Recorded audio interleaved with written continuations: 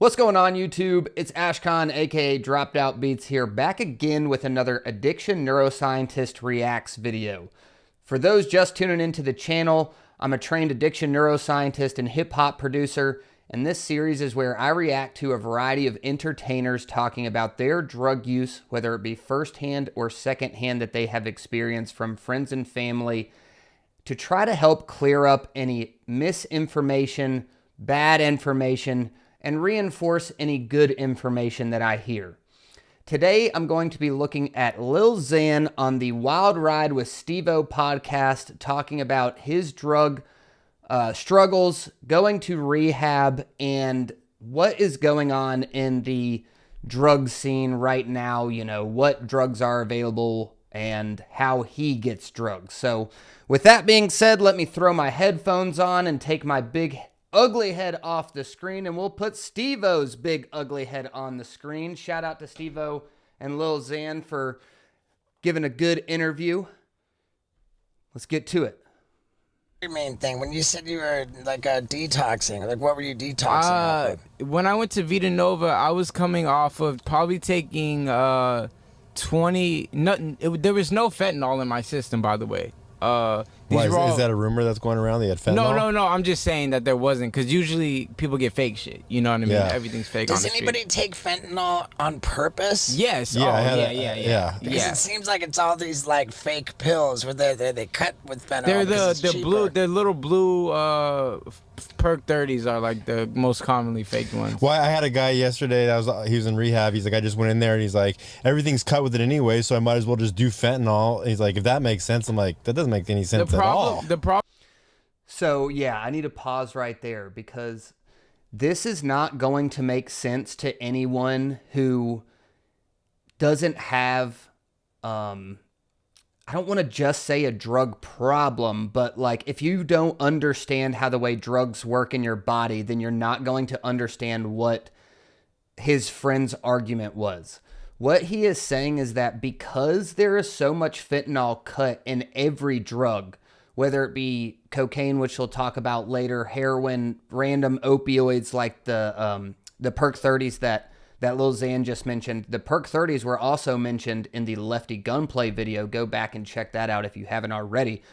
But so basically what this guy's friend was saying is that if he had a fentanyl tolerance, in other words, if he was able to buy X amount of pure fentanyl from a pharmaceutical company and get a tolerance to fentanyl, he would actually be safer when buying illegal opioids or illegal powdered drugs because he has a tolerance to fentanyl.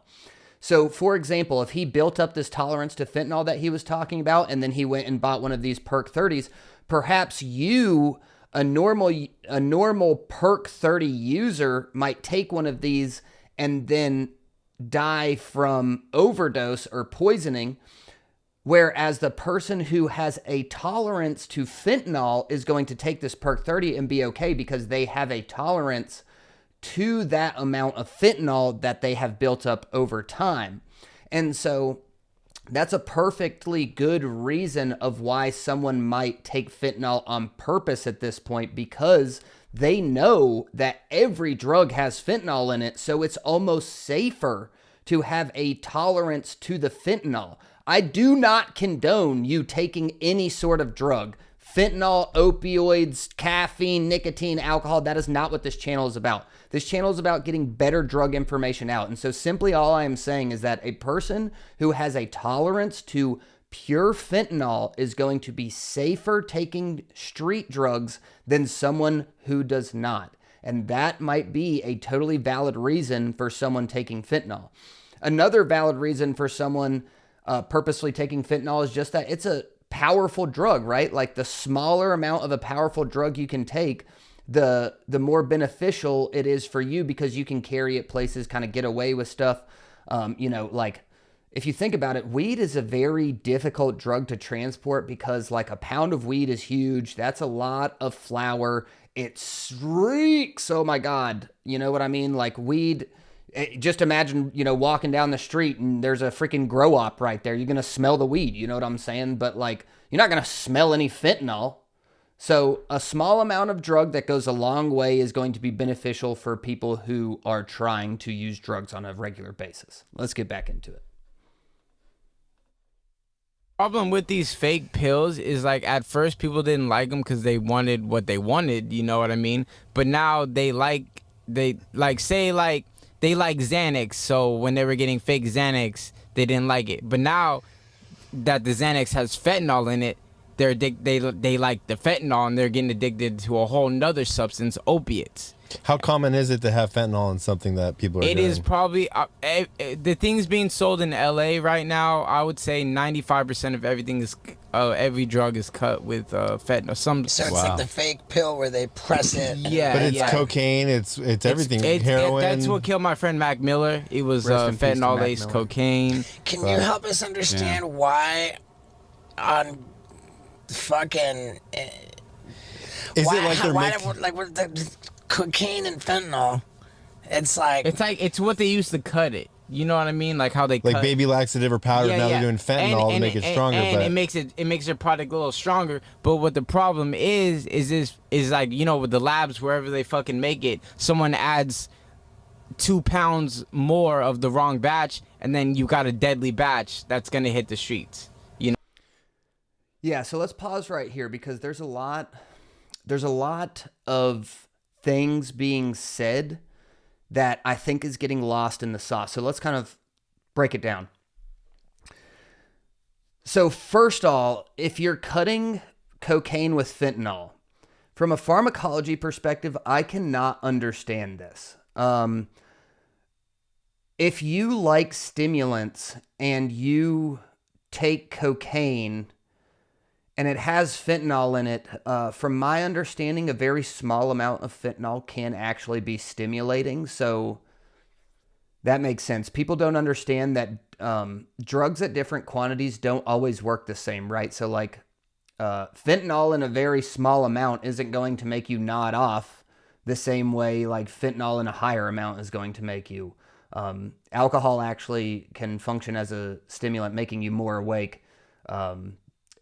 In the beginning of when you're getting drunk, and then once you get super drunk, it actually just blacks you out, right? It's no longer functioning as a stimulant, but that's beside the point. I don't understand how why this cutting is a good idea. I do understand that they can get people more addicted to the fentanyl by cutting it, but I just don't totally understand this. So if anybody has any experience with doing cocaine-laced fentanyl that they know is cocaine-laced fentanyl, please let me know, kind of what your experience was. Please don't do that. Do not take cocaine and you know what I mean, especially not cocaine-laced fentanyl or fentanyl-laced cocaine, but I'm curious as to the experience of that, just because from a pharmacology perspective, that doesn't seem to make sense to me unless it's a small amount of fentanyl. But it would make sense to me that someone's trying to get someone else hooked on the fentanyl by putting it in the cocaine. With that being said, they also talk about how you might have miscalculated the amount of fentanyl going into your cocaine insert drug here, and then that's going to make the drug exponentially more powerful. It's actually not that simple. So fentanyl is not the only super powerful opioid on the market right now that is being cut into drugs. There's actually an analog of fentanyl called carfentanil that is more potent than fentanyl, if you can believe it or not. And so now illegal chemists are able to make analogs of fentanyl, which are drugs that are chemically similar to fentanyl, but possibly more potent than fentanyl, and they're cutting the drugs with that. So it's not just fentanyl, it's all of these fentanyl analogs like carfentanil that are also being cut into the drugs. So for example, if person A sells person B a batch of drug and says it is fentanyl for cutting your drugs with, but they actually sold them carfentanil, and then that person uses the typical amount of fentanyl they would use, that batch is going to be extremely dangerous because it's not actually fentanyl the person cut it with. It's a more powerful drug called carfentanil. So yeah, there's a lot of nuance that goes into this drug business, y'all. Let's get back into it. You know what I mean? Like they miscalculate because they're in jungles. They're not in the laboratories. Right. It's like, whoops, fucking. Yeah. Some of these chemists that have made some of these drugs have absolutely been in laboratories. I highly recommend you go read Fentanyl Inc. It's on my bookshelf over here. There are Chinese scientists who have made some of these drugs in a lab. They are extremely pure, and it's not just in the jungle. The Chinese scientists are then being recruited by the Mexican cartels and stuff. Please go read Fentanyl Inc. This is where I got this information to help them learn how to cook up stuff, which is then in the jungle. But that being in the jungle doesn't necessarily make your drugs less pure. It's about how good the chemist is. So something to think about. Whoops, I put a teaspoon in now. Yeah.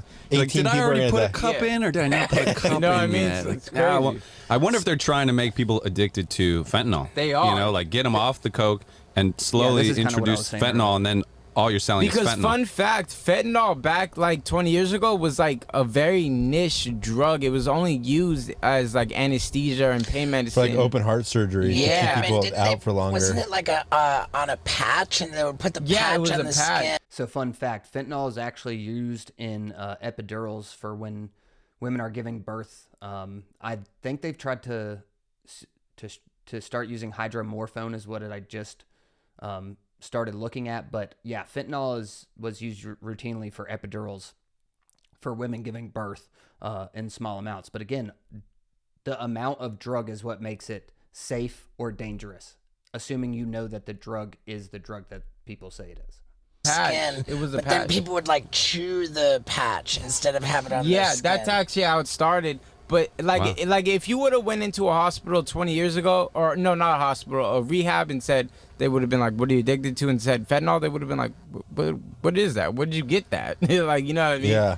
But So you didn't finish what you were saying. What did you go in for? Your 20 Vita milligrams Nova, of. I was taking about 20 Vicodins, or what they call them, hydrocodons now, and about 10 Xanax a day. But everything was a real lot of drugs, because I man. was paying out of pocket for like old people on hospices scripts, and you know, because I don't like fentanyl. I've never been addicted Yeah. to fentanyl myself. What's old people on hospices? Like, you know, like when You're they getting have, prescribed legit stuff at a legit business Yeah. versus like scoring it on the have, street. so- because they have like 1 or 2 years left to live, and Right. and they want to make extra money, so they sell it and stuff. What's the detox like from Xanax? Is it So let's just pause right there, and then we'll let him talk about the detox from Xanax, because I would say that Lil Xan is expressing his skepticism of street drugs here, right? Like he's saying, like, man, street drugs are so sketchy that I have to go through a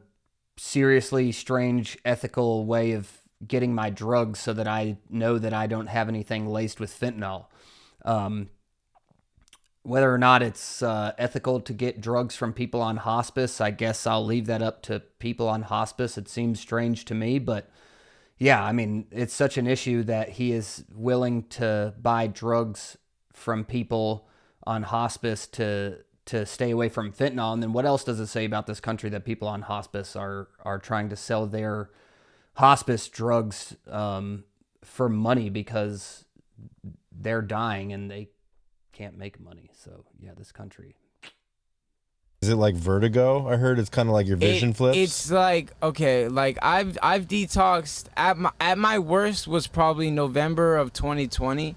I actually was smoking perk 30s, real perk 30s, still not fentanyl, and I was taking 20 fake Xans a day that I later found out were laced with heroin in it. And I remember looking in the mirror one day and just being like, if I keep doing this, I'm gonna die. Like, I could already start seeing like my cheekbones going and stuff. And I'm sorry, what was the question?